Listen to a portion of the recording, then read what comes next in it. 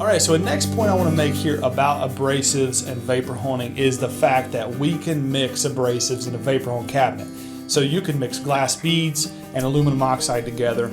In the machining world, where CNC machinists are trying to smooth toolpath marks, maybe do some light deburring and prep for anodizing. Obviously the glass beads there are giving you a really nice finish on the part, but you have the 220 aluminum oxide there at 5%. And that's going to do a little bit of the cutting and burr removal on that piece and do a little bit of the smoothing on the surface. So obviously dry blasting, you cannot mix abrasives effectively.